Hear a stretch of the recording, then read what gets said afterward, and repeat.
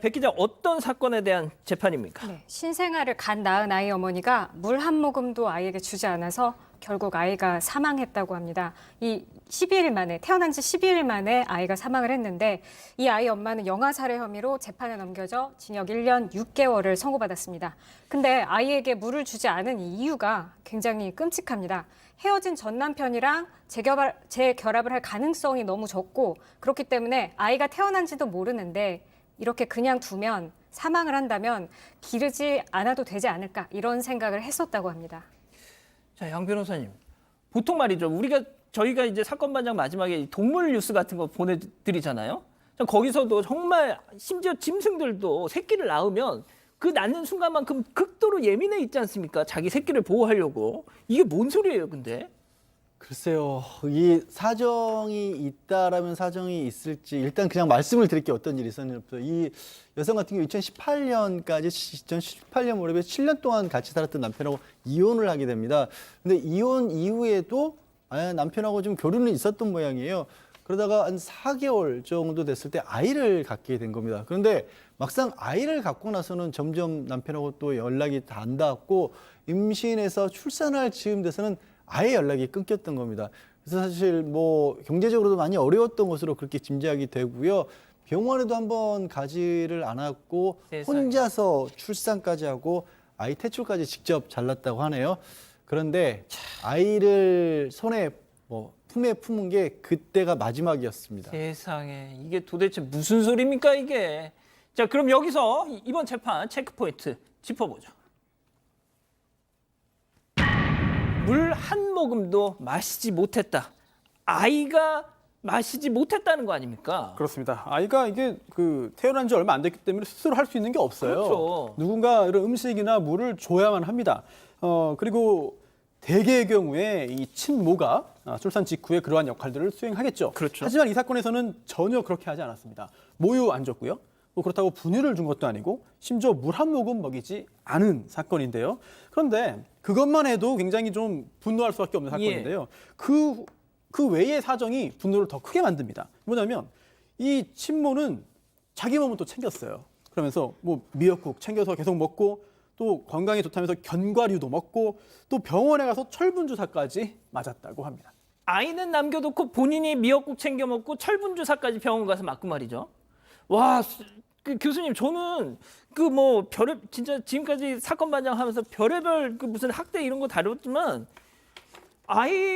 갓 태어난 아이 옆에다 놓고 자기 혼자 미역국 먹었다. 와, 이거는 진짜 이거 뭡니까, 이거?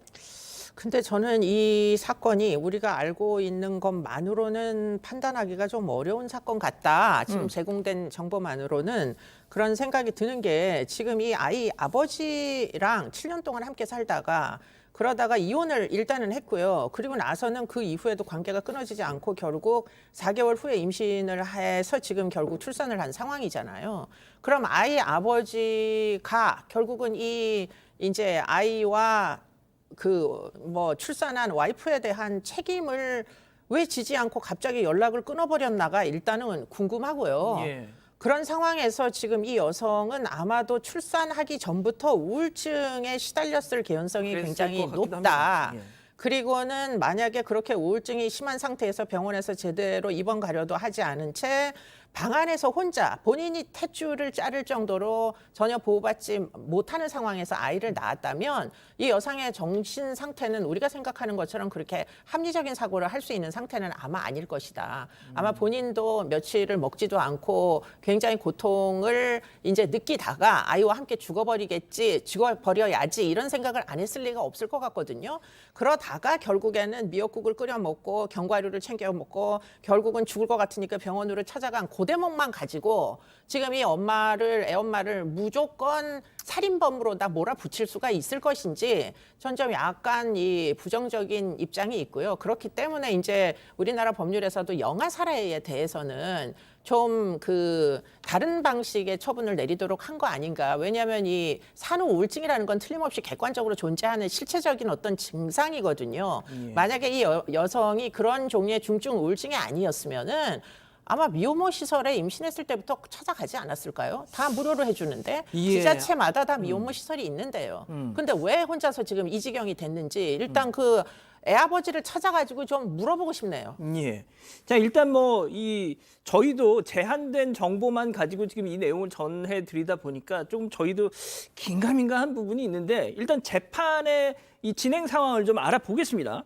자, 재판에 넘겨졌습니다. 재판부가 아니 그럴 거면 차라리 보육시설에 맡기지 좀 뭐 하는 거냐고 막 이렇게 혼을 냈다는 거예요. 재판부 입장에서 굉장히 안타깝죠. 화도 나고 판사라도 그렇지 않겠습니까?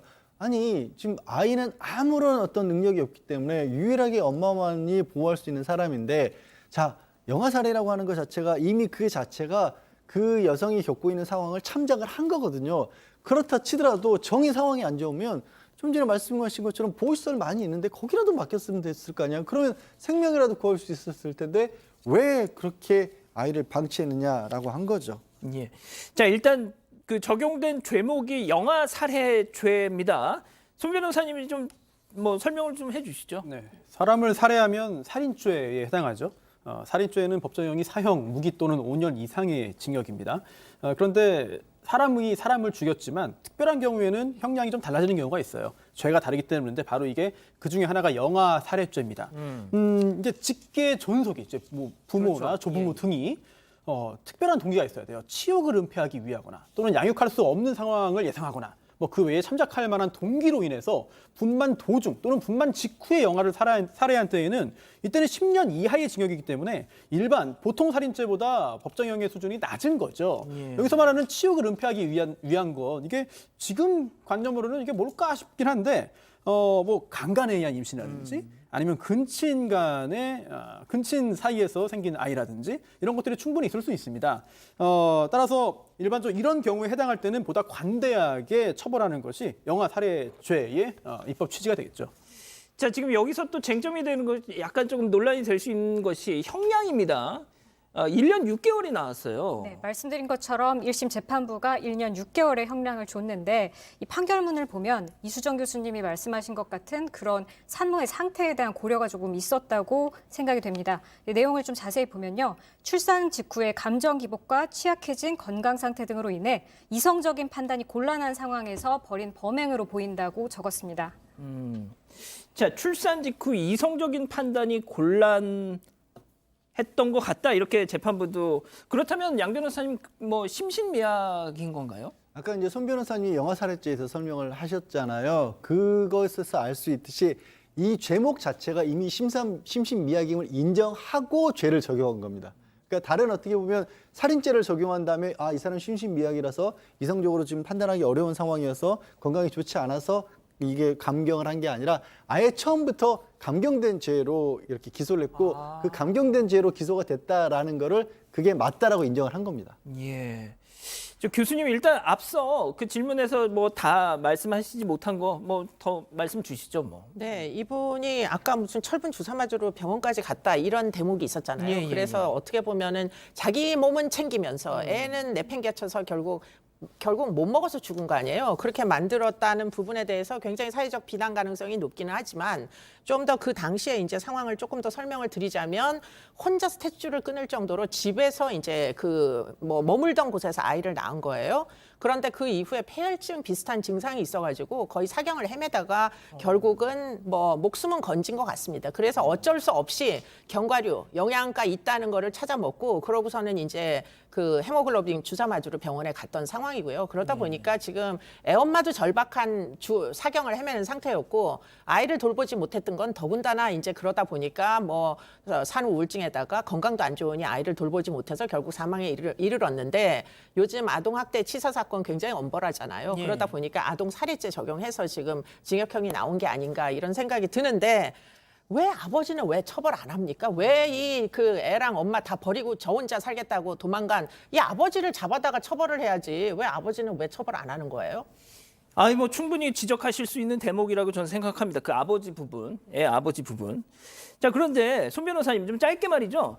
이 지금 뭐가 됐든 우리 가족 여러분들이 지금 가장 화를 내고 있는 지점 중에 하나가 아니 아무리 갓난 아기라도 아니 일반 성인 뭐 사람하고 똑같이 한 목숨 하나인데 왜 1년 6개월이냐 지금 이러고 계세요. 네, 그러다 보니까 외국 사례와 좀 비교를 해야 될 것 같은데 일본하고 미국에는 이런 그 영아 살해죄 규정이 별도로 없다고 해요. 아, 그래요? 그리고 또 프랑스와 독일도 90년대 중후반에 또 없앴다고 합니다.